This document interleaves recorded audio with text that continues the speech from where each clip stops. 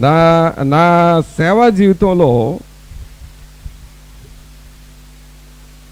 ఇక అన్ని టెస్టులు చేసి నువ్వు చచ్చిపోతావు, ఇక బాగా బ్రతికితే ఒక 2 వారాలు 3 వారాల తర్వాత చనిపోతావు, ఇక మా హాస్పిటల్లో చావటం ఎందుకు, అదేదో ఇంటికి వెళ్ళిపో అని ఇంటికి డిశ్చార్జ్ చేసిన వాళ్ళ ఇళ్ళకు కూడా పోయి ప్రార్థన చేశానండి.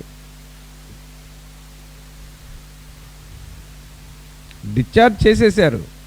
వాళ్ళు ఏమంటారంటే ఇంకా ఎంత ఒక 1-2 నెలల్లో చనిపోతారని చెప్పేశారయ్యా, అందుకే తీసుకొచ్చేసామనంటే, అలాంటి మరణస్థితిలో ఉన్న వారి కొరకు ప్రార్థన చేసినప్పుడు వాళ్ళు బ్రతికి దాదాపు ఇంకొక 20 సంవత్సరాలు 25 సంవత్సరాలు బ్రతికిన వాళ్ళు కూడా ఉన్నారు. స్టిల్ ఇప్పుడు కూడా బ్రతికున్న వాళ్ళు ఉన్నారు. ఇదేమిటి అని అంటే, ఇప్పుడు మీకు వాక్యంలో చూపిస్తున్నట్లుగా ఆ వాక్యంలో దేవుని లక్షణాలు ఏంటో నీకు అర్థమైతే నీవే విషయంలో కూడా భయపడవు, కృంగిపోవు.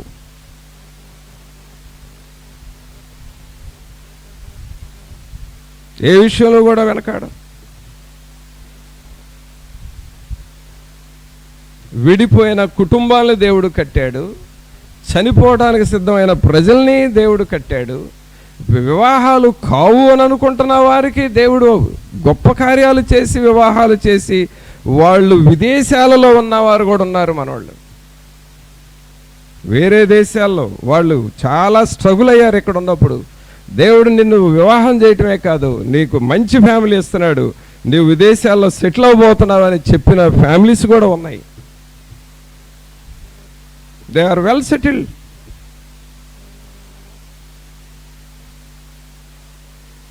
కావున మనకి ఇక్కడ అర్థం కావాల్సిన సబ్జెక్ట్ ఏంటంటే, ఈ గొప్ప దేవుడు నీకు అర్థం కావాలి. ప్రభు ఏదైనా చేయగలిగిన దేవుడు. నా విషయంలో, నా పిల్లల విషయంలో, మా భవిష్యత్తు విషయంలో ఆయన ఏదైనా చేయగలడు. God can do anything in our life. ఆయన ఏదైనా చేయగలడు అనే ఒక విశ్వాసం నీలోనికి రావాలి.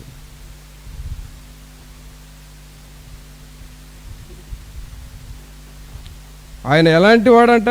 ఆయన బంధింపబడిన వారిని విడిపించి వారిని వర్ధిల్లజేయువాడు. వర్ధిల్ల చేయవాడు. కావున ప్రభువుని పిల్లరా, దేవుడు ఈరోజు మనం చూస్తున్న టాపిక్ ఏంటంటే, దేవుడు ఆయన స్వభావం లేక దేవుడు ఆయన లక్షణాలు. ఆయన లక్షణం నీకు అర్థమైతే ఇంకంతే,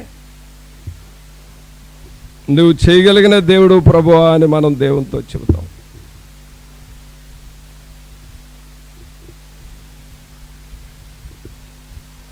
ఇంకొక విషయం కూడా ఎందుకో దేవుడు గుర్తు చేస్తున్నాడు, చెప్తాను. అదేంటంటే, అంటే దేవుని యొక్క శక్తి కోసం చెబుతున్నానండి. ఇదేదో గొప్పతనం కోసం కాదు, దేవుని శక్తి ఎలాంటిదో అందుకోసం మీకు రుచి చూడాలని చెబుతున్నాను. ఒక తల్లికి ఫస్ట్ డెలివరీ జరిగింది.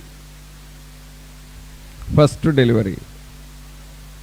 డెలివరీ సిజేరియన్ జరిగింది.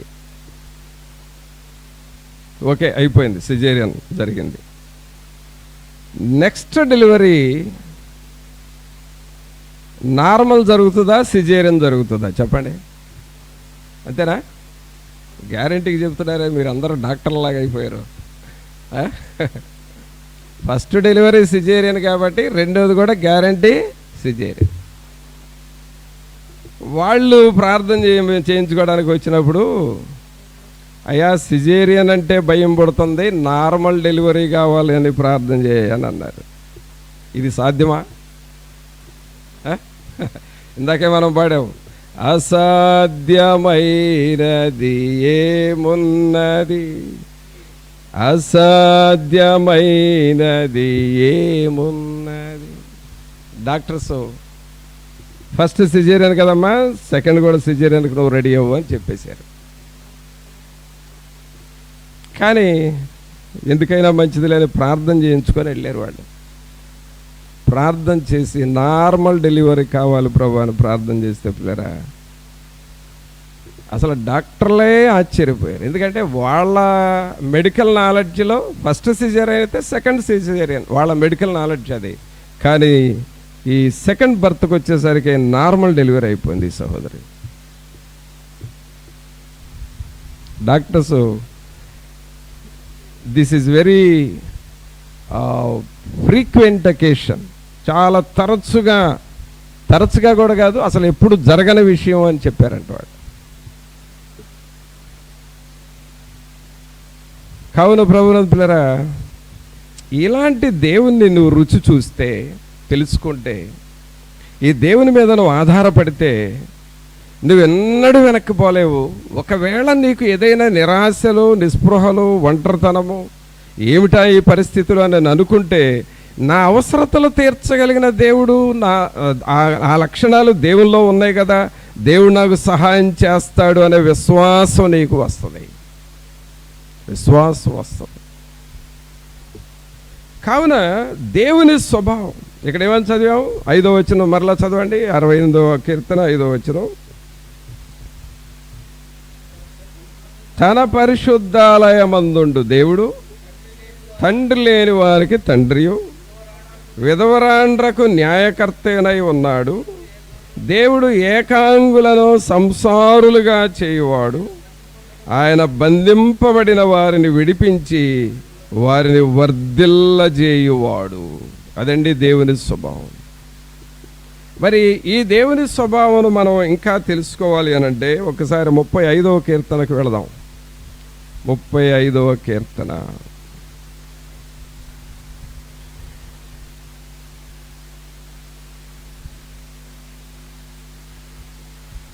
ముప్పై 35వ కీర్తన 10వ వచనం చదవండి.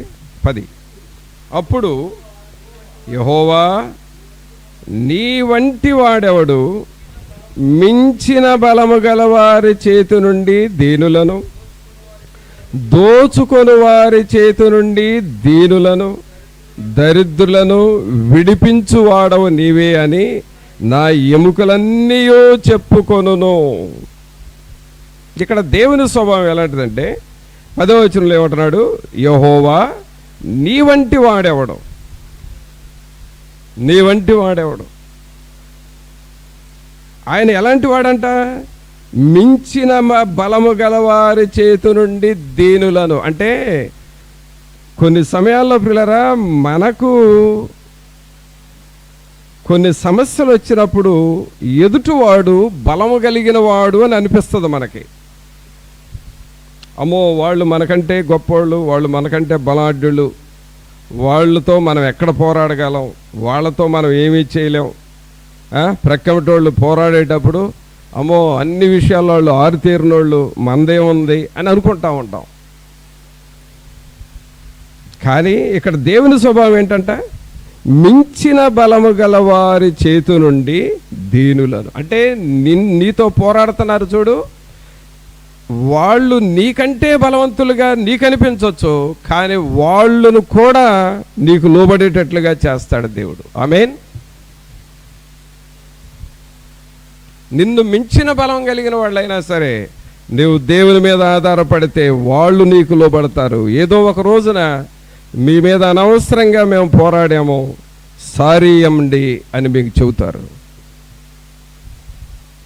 అది దేవుని శక్తి. తర్వాత ఏమంటున్నాడు? దోచుకొని వారి చేతి నుండి దీనులను, దరిద్రులను విడిపించువాడవు నీవే అని నా ఎముకలన్నీ చెప్పుకొనును. ప్రియరా, మన ఎముకలు ఎన్ని ఎముకలండి? మన రిబ్స్ ఎన్ని? రిబ్స్ ఏందో మర్చిపోయామండి. 24. అదేనా? మన రిబ్స్ ఎన్ని? 24. జెంట్స్కి ఎన్ని, లేడీస్కి ఎన్ని? ఇద్దరికి ఒకటేనా? కానీ జనరల్గా ఈ పెళ్ళిళ్ళు చేసే పాస్టర్లు ఏమంటారంటే ఆదాము నిద్రపోతున్నప్పుడు ఆ ప్రక్కలో ఎముకను ఒకటి విరిచి ఆపరేషన్ చేసి మళ్ళీ కుట్లేసి ఆదాముకు ఒక ఎముక తీసి ఆ ఎముకతో హవ్వను చేశాను. కాబట్టి స్త్రీలకి 24 ఉంటే పురుషులకి 23 ఏముంటాయి అని చెబుతారు. అదంతా తప్పుడు బోధ. ఈ పెళ్ళిలో ఎవరన్నా కానీ 24 ఒక ఎముక పురుషులకు తగ్గిద్దని చెబితే మీరు వినబాకండి ఆ మాటలు. మీరేమి వాదించొద్దులే పాపం వాళ్ళని, అవన్నీ నమ్మబాకండి. దేవుడు ప్రియులారా మన జీవితంలో ఎప్పుడు కూడా కొరత అనేది ఉంచడు. అక్కడ విషయం ఏంటంటే ఆదాము ప్రక్కటెముకలో నుండి ఒక ఎముక తీసిన మాట వాస్తవమే, ఆ ఎముకతో హవ్వను సిద్ధం చేసిన మాట వాస్తవమే. కానీ తీసిన ప్లేసులో ఇంకొక రిబ్బు, ఇంకొక ఎముకను తయారు చేసి ఆదాముకు పెట్టేశాడు. ఆమేన్. చప్పట్లు కొడతారా పురుషులు? ఎంత నవ్వుకుంటున్నారో చూడండి పురుషులు. అంటే మనకు కూడా ఎముకలేమి ఫుల్గా ఉండేయనని. కాబట్టి పిల్లరా, ఇక్కడ దేవుడు ఒక ఎముక తీసిన మాట వాస్తవమే, కానీ మరలా ఎముకను ఇంకొక ఎముకతో పూడ్చివేశాడు. అయితే ఇక్కడ మనకి ఏమనుకోవచ్చు అంటే, మరి ఆదాములో నుండి తీయటం ఎందుకయ్యా, ఇంకొక ఎముకతో మరి హవ్వను తయారు చేయొచ్చు కదా అంటే, అక్కడ ఏకత్వం రాదు. ఏకత్వం రావాలంటే పురుషుడు బాడీలో నుండే ఎముక తీయాలి, అప్పుడు ఏకత్వం వస్తుంది.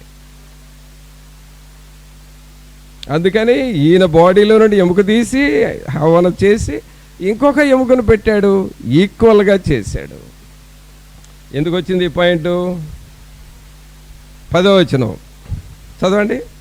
అప్పుడు యెహోవా నీ వంటి వాడెవడు, మించిన బలము గలవారి చేతి నుండి దీనులను, దోచుకొని వారి చేతి నుండి దీనులను దరిద్రులను విడిపించువాడవు నీవే అని నా ఎముకలన్నీయో చెప్పుకొనును. ఆమేన్.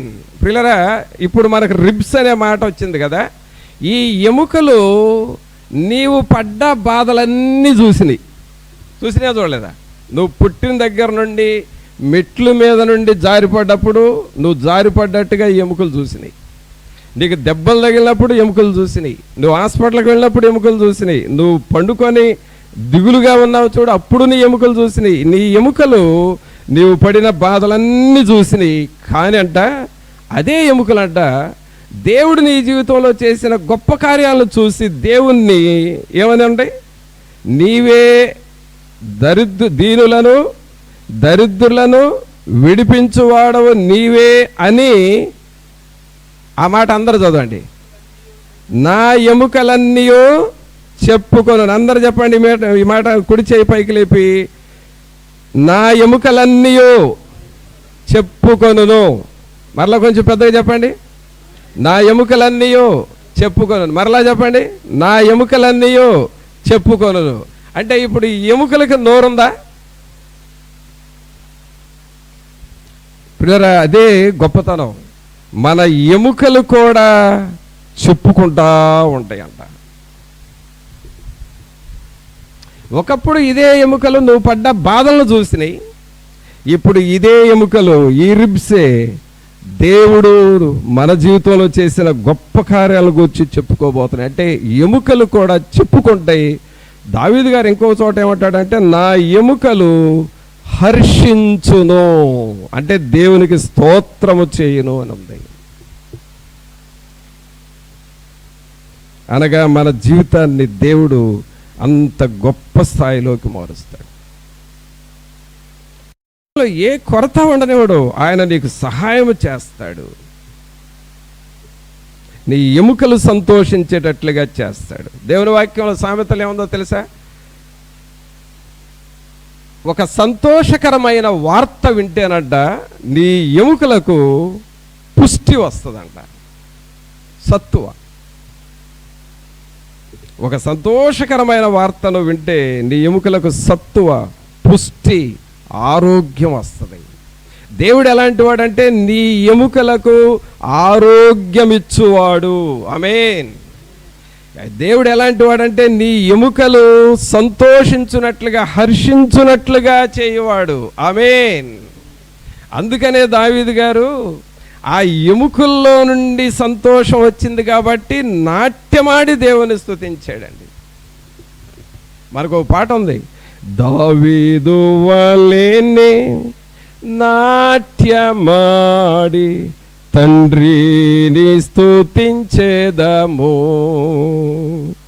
దావీదు వలెనే నాట్యమాడి తండ్రిని స్తుతించేదము, యేసయ్యా స్తోత్రము, యేసయ్యా స్తోత్రము, యేసయ్యా స్తోత్రము, యేసయ్యా స్తోత్రము, దావీదు వలెనే నాట్యమాడి తండ్రిని స్తుతించేదము. దావీదు గారు ఎముకలు అరిచినాయి, ఎముకలు సంతోషించినాయి, ఎముకలు ఆనందంగానం చేసినాయి, ఎముకలు హర్షించినాయి అండి. దేవుడు ఎలాంటి వాడంటే నీ ఎముకలు కూడా ఆనందపడేటట్లుగా చేసే దేవుడు. అందుకని ఈ మధ్య ఒక భక్తుడు చెప్పిన మాట ఏమిటంటే, దేవుని గురించి పాటలు పాడేటప్పుడు మీరు మీ బాడీ కదిలించండి అని చెప్పాడు. అంటే సైలెంట్గా బిగుసుకొని పాడొద్దు, బాడీ మీ చేతులు కదిలించండి, మీ బాడీ కదిలించండి, మనకు ఆ పాట పాడే ఫీలింగ్స్ మీలోనికి రానివ్వండి అని అంటున్నాడు. ఇప్పుడు ఉదాహరణకి యెహోవా నా బలమా అనుకోండి, యెహోవా నా బలమా యథార్థమైనది నీ మార్గం అని పాడుతున్నారు అనుకోండి. ఇప్పుడు అదే పాటని నీ ఫీలింగ్స్లోకి తెచ్చుకో, సైలెంట్గా చేతులు కట్టుకొని బాడీ కదలకుండా కాళ్ళు కదలకుండా బిగుసుకుపోయినట్టుగా యెహోవా నా బలమా యథార్థమై ఇట్లా పాడొద్దు. ఇట్లా పాడటం వల్ల నీకు ఆ బాడీ నీ ఎముకలు హర్షించవు, ఆ ఫీలింగ్స్ తెచ్చుకో, యెహోవా నా బలమా అని యాక్షన్ చేస్తా వాడు, నీ ఎముకలు ఆ ఫీలింగ్స్లోకి వెళ్ళిపోతాయి అని చెప్తాడు. అంటే నువ్వు పాడే ప్రతి మాటకి నీ బాడీ రియాక్ట్ అవ్వాలి, దాన్నే బాడీ లాంగ్వేజ్ అంటాం కదా. జనరల్గా మనకి కొత్త వాళ్ళు చూసినప్పుడు వాళ్ళు ఎవరో ఏంటో అర్థం కావాలంటే ఏం చూస్తాం, బాడీ లాంగ్వేజ్ చూస్తాం.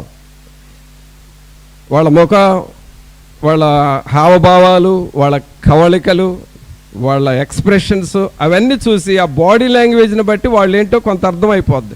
మరి దేవుని దగ్గరకు వచ్చినప్పుడు దేవుడు కూడా మన బాడీ లాంగ్వేజ్ చూస్తాడుగా, అవునా కదా చెప్పండి? Body language చూస్తాడుగా.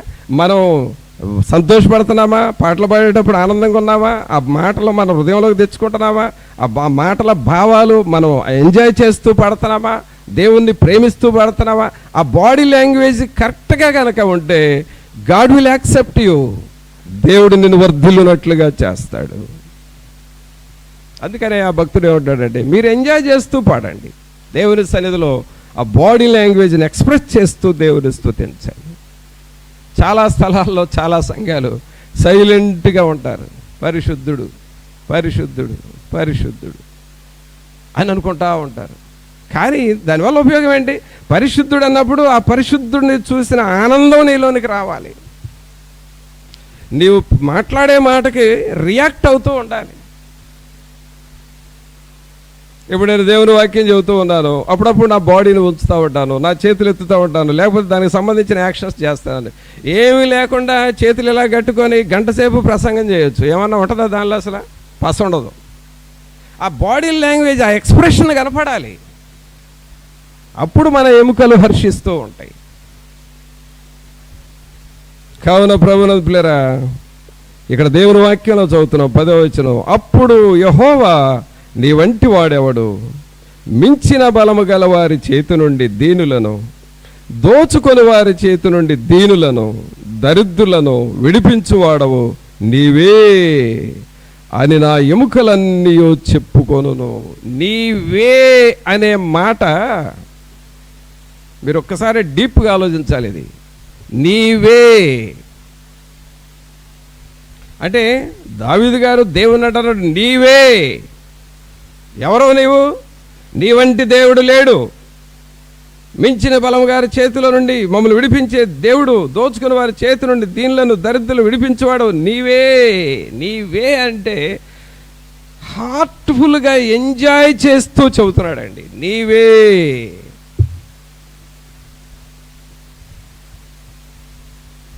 పిల్లరా, అలాగూ నువ్వు దేవుని అర్థం చేసుకో. నీవే ప్రభువా, నీవే. You are the only person, you are the only God. You can do everything in our life. You can settle. నీవే, నువ్వు మాత్రమే. ఎప్పుడైతే నువ్వు అలాగూ దేవుని అర్థం చేసుకుంటావో దేవుడు నీ విషయంలో గొప్ప కార్యాలు చేస్తాడు. తర్వాత చివరిగా ఇంకొక మాట చూద్దాం. క్రొత్త నిబంధనలో పౌలు గారు ఏం రాశాడో చూద్దాం. ఆ మాట చెప్పి క్లోజ్ చేద్దాం. రోమీయులకు రాసిన పత్రిక 4వ అధ్యాయం. రోమీయులకు రాసిన పత్రిక 4వ అధ్యాయం. దేవుడు ఎంత గొప్పవాడో ఇక్కడ దేవుని లక్షణాలు ఉన్నాయి. 4వ అధ్యాయము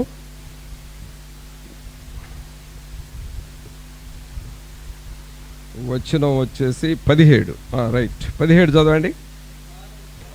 తాను విశ్వసించిన దేవుని ఎదుట అనగా మృతులను సజీవులనుగా చేయువాడును, లేని వాటిని ఉన్నట్టుగానే పిలుచువాడునైనా దేవుని ఎదుట అతడు మనకందరికీ తండ్రి అయి ఉన్నాడు. ఇందును గూర్చి నిన్ను అనేక జనములకు తండ్రిగా నియమించుతునని రాయబడి ఉన్నది. దేవుని యొక్క శక్తి ఇక్కడ ఏంటంటే, విశ్వసించిన దేవుని ఎదుట మృతులను సజీవులుగా చేయువాడు, లేని వాటిని ఉన్నట్టుగా పిలుచువాడండి. నీకు ఏది లేకపోయినా సరే అది నీకు ఉన్నట్లుగా చెప్పే దేవుడు. ఆయన సమస్తము చేయగలిగిన దేవుడు. ఇంత గొప్ప దేవుని లక్షణాలు మనం గుర్తిరిగి మనం చేయాల్సింది ఏమిటంటే, ఆయన సన్నిధిలో ఆయన తెలుసుకోవాలి. ఆయన ఎదుట మనం దీనులం అయిపోవాలి. ఆయన ఎదుట మనం సాగిలపడాలి. ఇంత గొప్ప దేవుడు, ఇన్ని గొప్ప లక్షణాలు మీలో ఉన్నాయి, నేను మీకు సరెండర్ అవుతాను ప్రభువా అని దేవుని మీద ఆధారపడాలి. నువ్వెంతగా దేవునికి విధేయత చూపుతావో అంతగా నువ్వు వర్ధిల్లుతూ ఉంటావు. ప్రార్థన చేసుకుందాం. ఒక నిమిషం అందరం మోకరించి ప్రభు సన్నిధిలో మన హృదయాలను మనం పరీక్షించుకుంటూ, పరిశుద్ధాత్ముడా మీ సన్నిధిని మాతో ఉంచండి, మీ కృపలో బలపరచండి. మేము మీకు విధేయులము కావాలి ప్రభువా, మేము మీకు విధేయులము కావాలి. మీ నామమును గుర్తెరిగి మీ కొరకు యోగ్యులముగా మేము ఉండాలి ప్రభు. ఎంత గొప్ప దేవుడు! యెహోవా అనే పేరు, ఎంత గొప్ప లక్షణాలు ఉన్నాయి ప్రభు. దేవుని వాక్యములో మేము స్టడీ చేస్తే మీలో ఉన్న ఆ స్వభావం, దేవుని స్వభావం ఎంత గొప్పదిగా కనిపిస్తూ ఉన్నది. అయా, మేమందరము మిమ్మల్ని గుర్తెరగాలని ప్రార్థన చేద్దాం. ప్రతి ఒక్కరము నోరు తెరిచి, అవును ప్రభా మీ కృప మీ సన్నిధి మాతో ఉంచండి అని ప్రభువుని వేడుకుందాం. పరిశుద్ధమైన మా ప్రభా, మీకు స్తోత్రాలు వందనాలు చెల్లిస్తూ ఉన్నాము. మహోన్నతుడా మహాగణుడా మా ప్రభైన యేసు, మిమ్మల్ని స్తుతిస్తున్నామయ్యా. ఈ ప్రియులను మీరు దర్శించండి. మీలో ఉన్న గొప్పతనము, మీలో ఉన్నటువంటి ఔన్నత్యము, ఆ గ్రేట్నెస్ అనేది మాకు అర్థమవుతా ఉన్నది. మేము అర్థము చేసుకొని మీకు సరెండర్ అవ్వాలి, మీ నామమును స్తుతిస్తూ ఉండాలి ప్రభా. అందుకే దావీదు గారు మీ సన్నిధిలో సాగిలపడి మొరపెట్టుకున్నాడు, స్తుతించుకున్నాడు ప్రభా. మోషే గారు మీ ఎదుట సాగిలపడటానికి అదే కారణం ప్రభా. అబ్రహాము మీ కొరకు ఎదురు చూడటానికి కారణం అదే కదా. మీలో ఉన్న గొప్పతనం వారికి అర్థమైంది ప్రభా. దేవా, మా జీవితంలో కూడా వాటిని మేము అర్థము చేసుకొని మీకు లోబడి వాక్యానుసారముగా జీవించే బిడ్డలుగా చేయండి. అసాధ్యమైన వాటిని సాధ్యపరిచే దేవుడు అయ్యా, మీకు స్తోత్రాలు, మీకు వందనాలు. మీ సన్నిధి, మీ ఆత్మ సహాయము మా అందరికీ దయచేయమని మా ప్రభు అయిన యేసు నామమున అడిగి వేడుకొనుచున్నాం తండ్రి. ఆమేన్.